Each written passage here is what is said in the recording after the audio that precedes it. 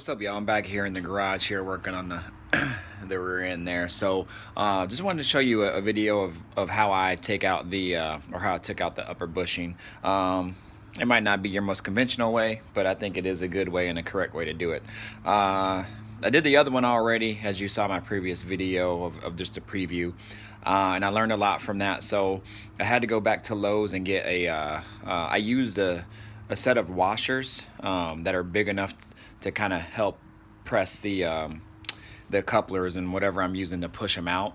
So I had to use a set of washers that were big enough to cover the whole bushing. And I just got some steel washers, and they definitely didn't last long. They just bent up. So I went back to Lowe's and got some hardened metal ones, grade 5. I tried to get grade 8, but they didn't have any as big as I needed. I needed at least like a 1-inch. Well, I'm not sure exactly how. It's probably like 2 inches long or more to cover the bushing. But anyways, you'll see it in the video of me using it.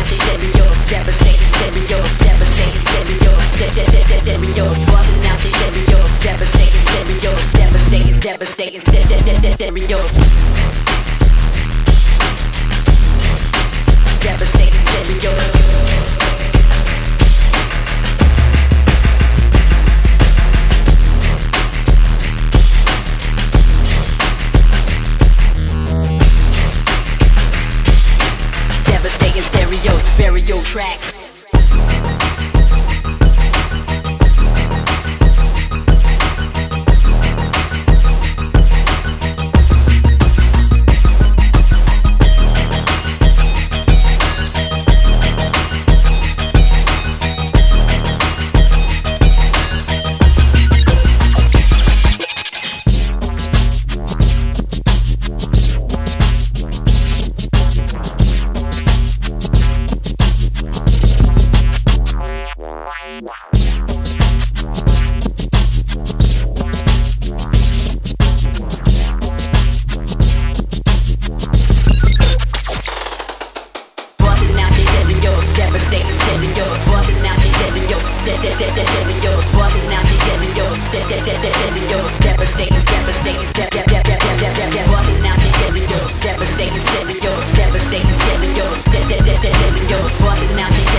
Devastating,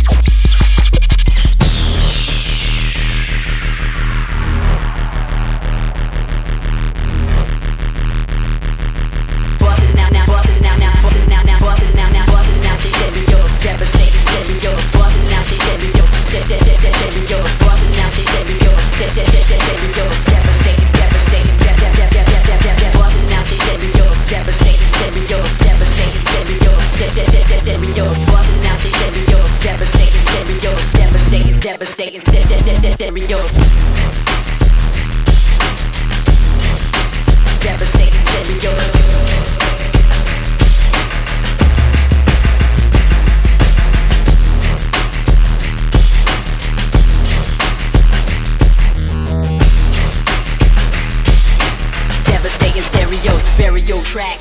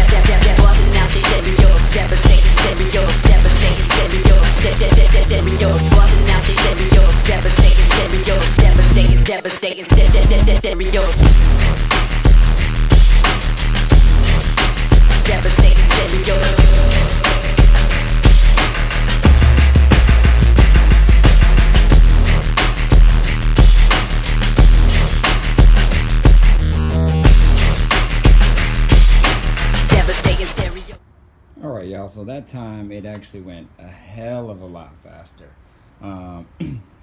Probably the length of the video that you're seeing right now is probably how long it took me to install that one.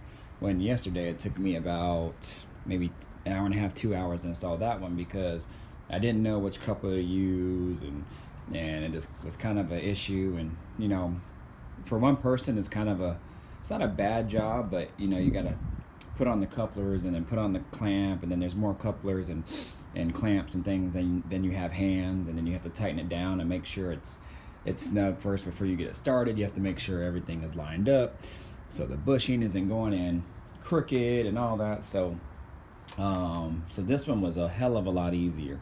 So that was actually really good. So as you can see, it's pretty simple, y'all. It's pretty simple.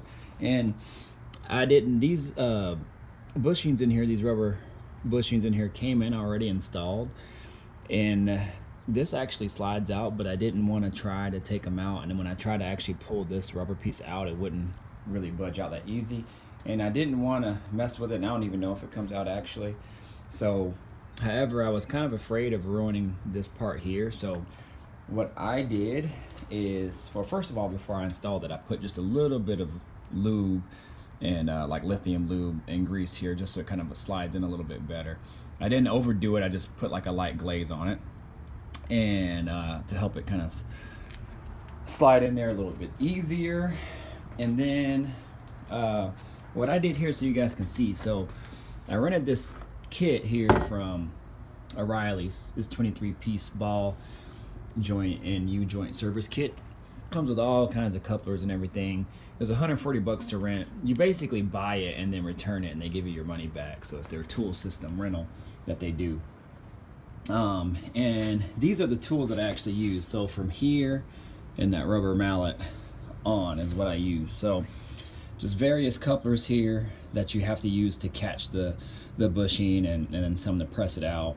This clamp that it came with, and then obviously my socket here, my two sockets here. This socket, y'all, if you don't have one of these long torque wrenches here, or leverage wrenches, or whatever you want to call them, they're just longer so you can get a little bit better leverage on things. This actually is a ratchet. Got that at Harbor Freight, and it's been phenomenal. I try not to use it on crazy stuff that I have to torque like or turn really tight. I use this one. However, this is awesome because it ratchets, and then I can turn it, and then I don't have to worry about taking it back off. It just clicks and ratchets, and it's great. So if y'all don't have one of those, get one of those. It's awesome. And what I would suggest here, so the reason why you see these washers here is because some of these I had to like set on here to help push the bushing out and in when I installed it. And I wasn't sure what type of couplers I was going to have, and luckily these couplers actually worked pretty good, but these washers were kind of a lifesaver as well, because I could just put them on there and it sits flush to this part right here, and so I could push it right out. However, being that these are steel, I believe, and a low grade, they bent really easy, as you can see from here on this one. So I think that's another reason why it took me longer the first time. And also, I thought I did get some big enough. It actually just fits around it. However, I needed one a size bigger to kind of make sure that I didn't ruin the bushing when I was installing it. This is the old one, because I didn't want to press on this part too hard and kind of leave a crease or a crack in the new one. So instead, I just went and got a bigger one, and that way it covers the whole thing, instead of just covering just enough. So, and this is actually, it was like $130, and it's actually a grade 5. I couldn't find a grade 8, they didn't have it. So that's all I really used, y'all. And you see how easy it was for me to put in, even by myself. I kind of struggled, you know, setting it up because I only have 2 hands, but all in all, it worked pretty well. So that's it, y'all. Hopefully that helps y'all out there. And so now all I'm gonna do is, I already cleaned it and everything, but I had it sitting upside down because I put a new gasket and sealant in there for that main cover, and I had it sitting upside down because I didn't want it sitting like this with a new gasket on it, and I wanted to wait for it to dry, so I didn't want any oil to kind of seep through. So I had it sitting with this part down, facing towards the ground, and this little bleeder valve or whatever it is just leaked a little bit, so I got to clean that up before I paint it. So that's all that really is. So I'm going to clean it up, then I'm going to paint the whole. We're in black, and I'm actually going to paint this the Chevy blue that I have already on parts of my engine compartment in my car. So I think that'll look pretty sharp. So anyways, y'all, it's done. It is done with the bushings, and that wasn't too bad. So everything is good to go, and I'm going to go ahead and get this wrapped up. So hopefully that helps somebody out there. And I don't know if that was the right way to do it. This is actually my first time doing it, never done it before, and I don't even know if you're supposed to install them that way and press on these, but I felt that it was easier than taking them out. I don't even know if these come out, to be honest, how hard they're stuck in there. This actually slides in and out if I beat on it with a hammer, but I don't know about that. So anyways, that's how I did it. Hopefully that helps y'all out there, and I'll chime back in later with another part of the install, I guess. So when I get my rearing out and get this in, you'll be seeing it as I go along in the process. All right, y'all, I'll holla later.